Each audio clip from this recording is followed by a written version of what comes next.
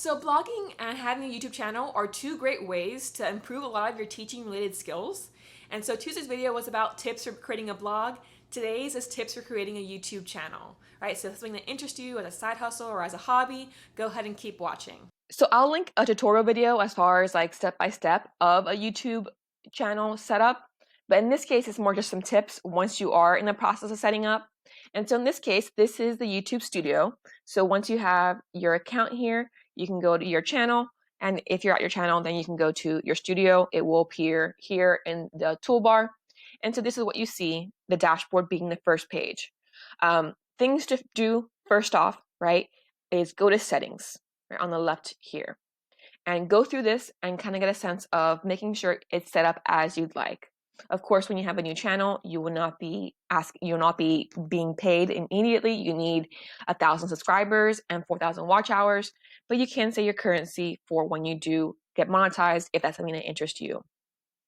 Once you go down to channel, this is important, right? So keywords tied to your channel, right? To give YouTube a sense of what kind of information will you find there. So you can just use different tags here to show that there's a character limit, but as you can see, plenty of tags can be used. If you do advanced settings, right? In this case, it's important because every time you upload a video, it will ask you, is this video made for kids or not because of child protection laws. So if you go to advanced settings and you say no, right, if you're doing a channel that's not for children, you can say no here. And that means that when you're uploading new videos, the automatic setting is no. You don't have to click no every single time. So it's only if you do a random video that is for kids, you'd have to make sure you switch that particular video to yes. But otherwise, it will always say no. If you do both, then you can just say, I want to review this every single time. But this is great. I just say no, so I don't have to worry about it because none of my videos are for kids. And then you keep going down here. Do you want to display the subscriber count or not? I recommend doing so, and so on and so forth. And then as far as feature eligibility, you can kind of see here what is enabled there. But the big thing here is adding tags and saying, no, my videos are not for kids if they aren't, just to make it easier when you're uploading videos. You can do upload defaults. This is really important as well, because in the description, I highly recommend that you add in links and information that's relevant to your channel. So in this case, I have, my survey where you can suggest video topics or blog post topics linked right here. My social media right here, right?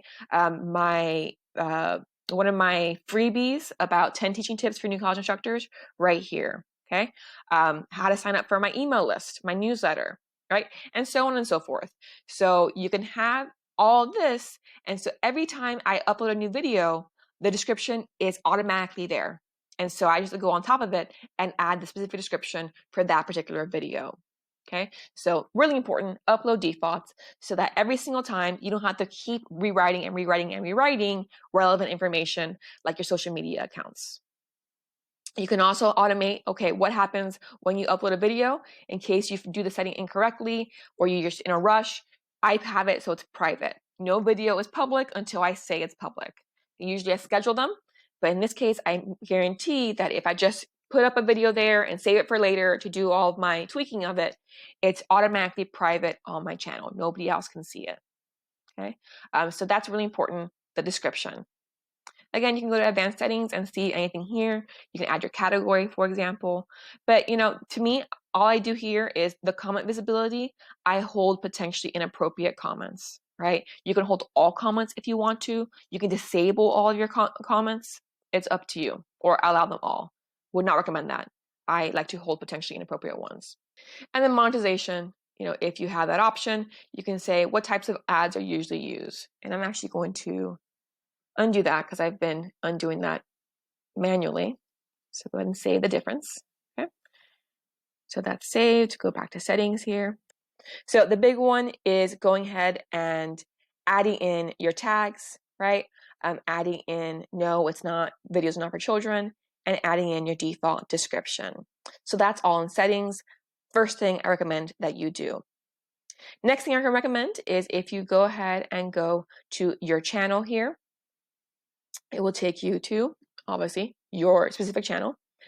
And at this point, highly recommend, let me turn this off so the video doesn't play. You can go ahead and customize your channel, because the second thing you should do is you should be adding a picture if you don't have one, as well as a cover banner. Okay, so what do I use to create the cover banner? I use Canva, free tool. I'll link it below. And what's great is if you go here and you search for YouTube, it already has, okay, I want to create the channel art, which is that banner. I want to, create a YouTube thumbnail for each of my videos, right? I want to create an icon, okay? So great, because you can say, I want to make a channel art banner, and you can see these here, some templates as well. You can also use the free template that YouTube that gives you to create a banner that makes sense, as far as like, when you're seeing it here, you're seeing the full banner. As far as the website, if it's on a TV screen, you actually see more of the banner. The top and bottom of it is missing in this one. If you're on an iPhone, you only see up to here. You don't see this section or this section. So there is a template that YouTube has. I'll link it below for creating this banner. Okay, and I really recommend doing this immediately so you can tell your viewers what to expect from your channel. In my case, I had the name of the channel. I have what does the channel do? It's to help you gain confidence as a new college instructor. Picture of me, so it kind of made that connection with me personally. Okay, and then I have when do I upload? Friday uploads, and then I added Tuesdays over the summers as well. On the right, when they are on their laptop or desktop, then they can see that I offer free materials on the blog, and they can click here and go to my blog, and click here and go to my social media and my Pinterest, right? So first thing I recommend doing after your settings is clicking Customize Channel, and then doing all this information. So in this place, I have, if you haven't subscribed yet and you go to my channel, this is the video you see. Okay, I don't have a trailer. Instead, I have where you can find important resources on my blog versus on my YouTube channel. If you are already subscribed, then the one you see here is, at the moment, creating a summer routine, because I feel it's the best one for the summer months. Okay, so you can just go ahead and click this and change it if you want to. But here's where you do that. And then branding is where you add your picture and you add your banner image. Okay, you could also add a watermark. This is what's used if you click on it, you subscribe. So I actually have a subscribe icon rather than a watermark tied to my channel, like Ever Educating or something like that. So it's up to you to decide. And you can also decide when does it pop up. I say 10 seconds in. So these three are very important, especially the banner. And then basic info here. This is your about page on your channel. And so I have that written out here. There is a character limit, so keep that in mind, but it tells you a bit of what you'll find on my channel. And I recommend doing this as well so that your viewers can see your about page. Okay, this is the automatic URL that was created. Once you get 100 subscribers, you can go ahead and change it to a more personalized one. And that's what I did there using the name of my channel. Here's where you add the links as well for the banner, and that's what you see here. And the ones that appear on the banner, the first 5, you can have contact information as well if you want people to email you. So go ahead and go through all 3 of these tabs for channel customization as soon as possible. Something to keep in mind is once you have a few videos going, I do recommend creating playlists. Because then you can organize your videos. So if you go to playlist here and you click new playlist on the top right, you can go ahead and add them and then add videos to the playlist that you just created. You can add descriptions of the playlist so people know what to find there. They can be public or private. So highly recommend that. And then when you go ahead and go back to the channel customization, you can go ahead and scroll down and do the featured sections. And these can be playlists. So in this case, I have single playlist, right? Multiple playlist, more singles. And so when you see, so it's under customization here, the layout, but when you see my actual channel, the homepage has the featured video at the top, but then underneath, pause that, underneath it has that layout that I designed. So the first one you see is the online teaching and edtech tutorial playlist because that's relevant now.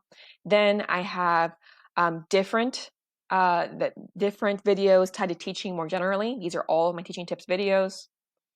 After that, I have a list of different playlists. So here are some of my top playlists I recommend watching.